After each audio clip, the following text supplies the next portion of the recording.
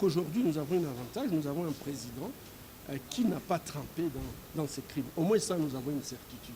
Mais s'il y a des gens dans la coalition qui malheureusement ont commis des crimes de sang ou des crimes contre l'humanité, des crimes de guerre, il faudrait absolument qu'ils répondent de ces crimes. Et ces crimes sont imprescriptibles. Donc, qu'on ne se fasse pas d'illusions. On peut avoir un temps de grâce, mais un temps viendra où il faudrait que les morts congolais aient justice. Donc il faut une lutte contre l'impunité. Et cette lutte contre l'impunité passera absolument par la mise en œuvre des recommandations du rapport Mapping. Et ici, je vais préciser, nous parlons du rapport Mapping, mais il y a nécessité de faire une deuxième cartographie qui va permettre en fait de cartographier tous les crimes qui ont été commis depuis 2003 à ces jours, puisque ces crimes continuent. Les suites judiciaires devront être extrajudiciaires, mais aussi judiciaires. Je pense spécialement à toutes les femmes qui sont aujourd'hui exclues de leur communauté, puisqu'elles ont été violées. Nous savons très bien qu'en République démocratique du Congo, les femmes sont respectées, et le fait de les avoir humiliées en public a entraîné tout simplement leur exclusion sociale. Correcteur News TV, Awande correction, il y a News tout. Donc, Awande, on assure quoi. Suivez Correcteur News TV.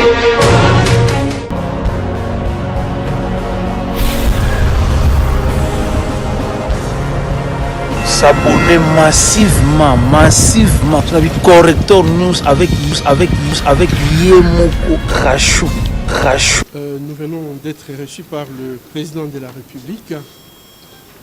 Considérant la situation qui prévaut dans notre pays, considérant également que notre pays vient d'une crise profonde où les crimes contre l'humanité, les crimes de guerre ont été commis, et en plus de ça, c'est un conflit qui a été parmi les conflits les plus meurtriers après la Seconde Guerre mondiale. Ceci a eu des conséquences désastreuses sur le plan social, sur le plan économique, mais également sur le plan sécuritaire en République démocratique du Congo. Nous avons profité de cette occasion pour présenter au président de la République notre point de vue par rapport à cette crise à répétition que nous connaissons.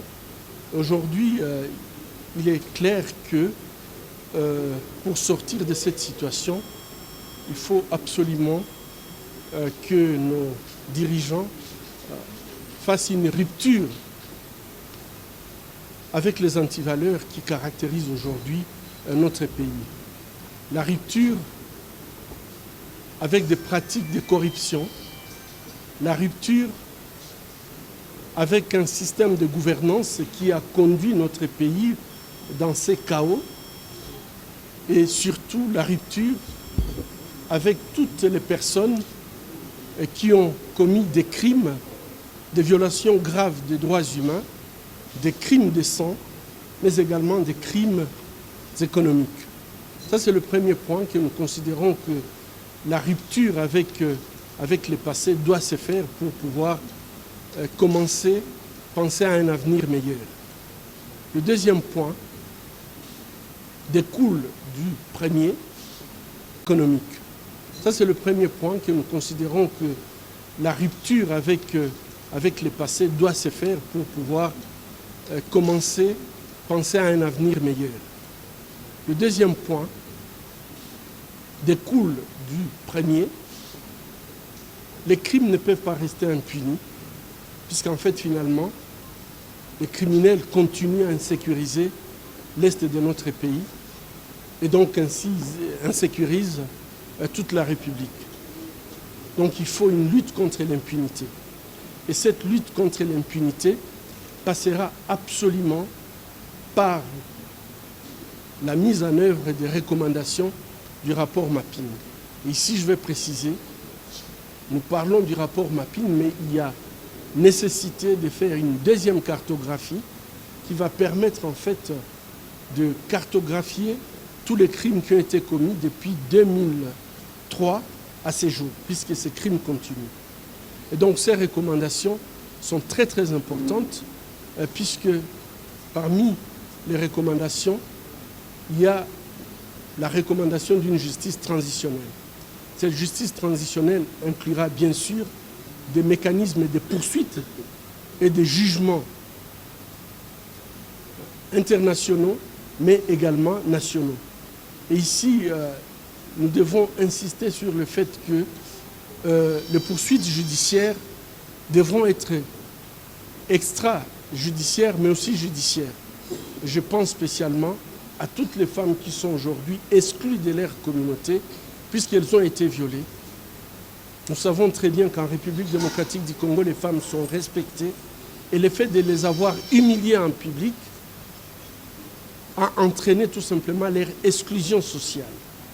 Et je crois que parmi les mécanismes que nous devons inclure dans la justice transitionnelle, nous devons avoir des mécanismes coutumiers qui permettent à ce que les femmes qui vont permettre en fait à ce que nous ayons une armée, une police, un service de renseignement, donc l'ensemble de la sécurité, tout à fait apolitique et professionnel.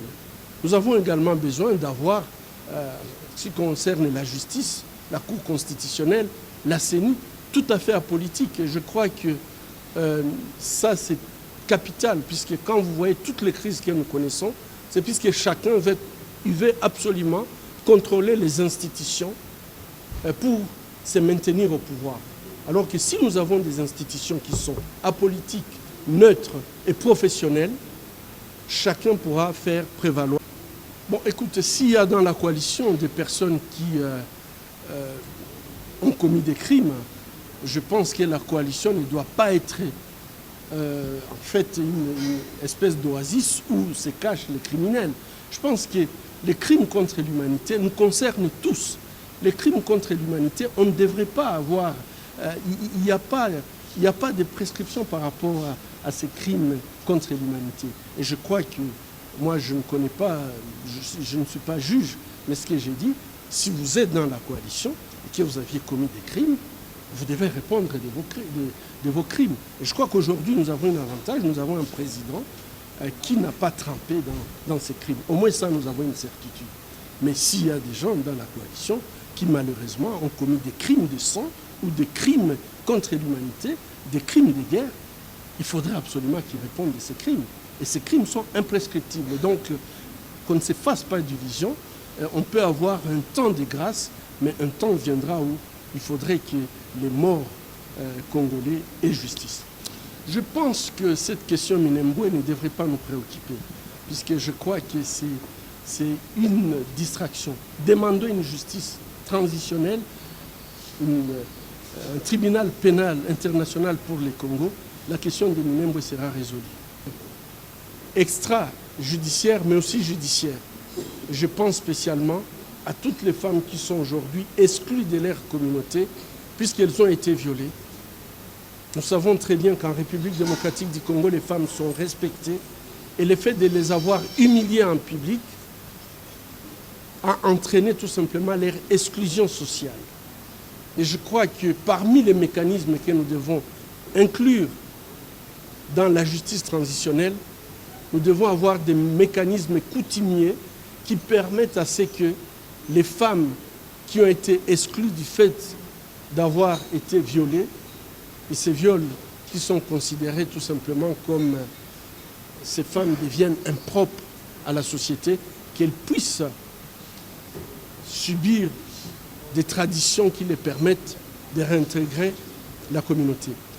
La troisième chose qu'on a demandé au président de la République, c'est qu'il s'implique personnellement et que ce soit lui qui soit le porte-flambeau de cette lutte contre l'impunité, spécialement en demandant au secrétaire général des Nations Unies, M.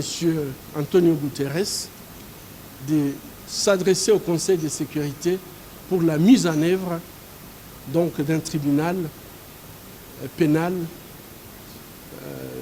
international pour le Congo. Et la dernière question que nous avions évoquée, c'est les réformes institutionnelles. Notre pays ne décollera pas, son décollage sera toujours hypothétique si on n'a pas des réformes profondes, courageuses, mais aussi des réformes ambitieuses qui vont permettre en fait à ce que nous ayons une armée, une police, un service de renseignement, donc l'ensemble de la sécurité, tout à fait apolitique et professionnel. Nous avons également besoin d'avoir, ce qui concerne la justice, Correcteur News TV, Awande correction, il y a news tout. Donc, Awande, on assure quoi. Suivez Correcteur News TV.